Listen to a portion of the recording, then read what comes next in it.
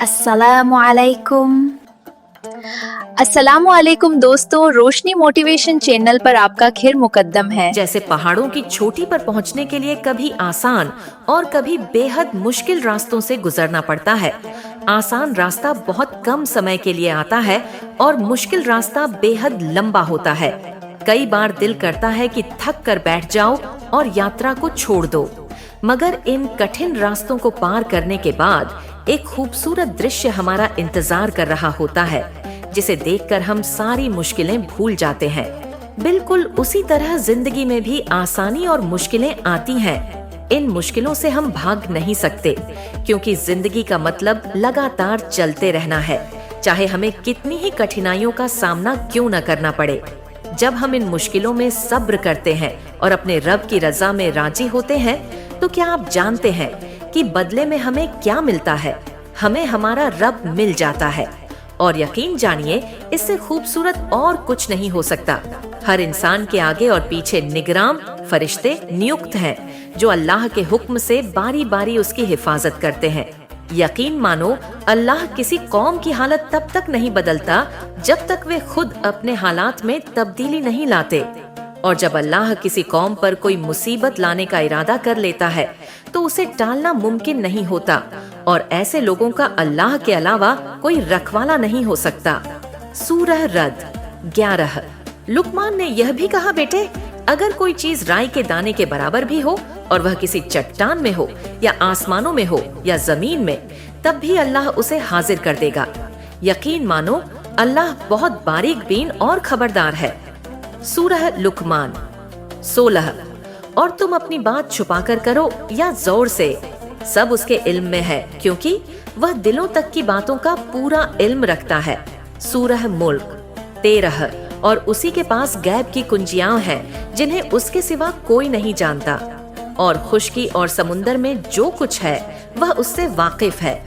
کسی درخت کا کوئی پتا نہیں گرتا جس کے بارے میں اسے علم نہ ہو، اور زمین کی اندھیریوں میں کوئی دانہ یا کوئی سوکھی یا گیلی چیز ایسی نہیں ہے جو کھلی کتاب میں درج نہ ہو.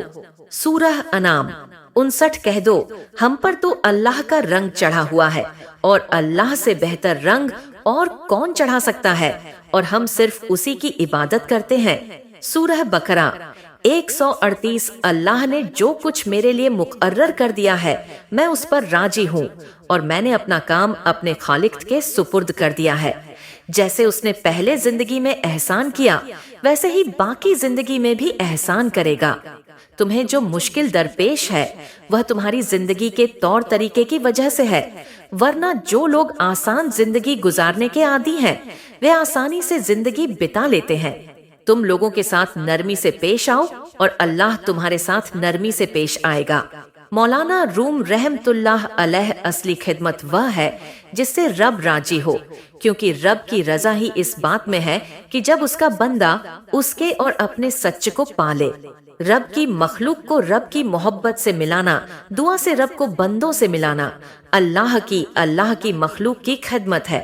جو بندہ اپنے لیے جو پسند کرتا ہے وہی دوسروں کے لیے بھی پسند کرے تو یہی اس کے ایمان کی اصل کسوٹی ہے. جو اپنے لیے بھلائی چاہتا ہے اور وہی بھلائی دوسروں کے لیے بھی مانگتا ہے، اسے بھلائی ملنے سے پہلے ہی بھلائی عطا کر دی جاتی ہے. کبھی کبھی ایسا لگتا ہے کہ ہماری دعائیں قبول نہیں ہو رہی ہیں، جیسے اللہ ہمیں جواب نہیں دے رہا. ایسا نہیں ہوتا، وہ ہماری سبھی دعائیں سنتا ہے، بہت غور سے، بہت پیار سے. ہماری ہر پکار پر ہماری طرف دوڑتا چلا آتا ہے، اور ہماری ہر دعا کو اپنے پاس سنجو کر رکھتا ہے، کیونکہ وہ بہتر جانتا ہے کہ کسے کب اور کیسے دینا ہے. اسی لیے مایوس مت ہو، ایک دن تمہیں وہ سب ملے گا جس کے لیے تم نے اپنے سارے راستے چھوڑ کر اللہ کے راستے کو اپنایا ہے. امام احمد بن حنبل سے پوچھا گیا، کیا آزمائشیں، پریکشائیں آپ کو راستے سے روکتی نہیں ہیں؟ انہوں نے کہا، اللہ کی قسم، اگر آزمائش نہ ہو تو راستہ شکی ہو جاتا ہے. بے شک اللہ جس چیز کے ساتھ آزماتا ہے اس میں بھلائی ہوتی ہے، چاہے ہم اس کے الٹ ہی کیوں نہ سوچیں. اپنے دل کو اس بات سے سکون دو کہ اگر آزمائشیں نہ ہوتی تو حضرت یوسف اپنے والد کی گود میں ہی رہتے. آزمائشوں نے ہی انہیں مصر کا عزیز بنایا.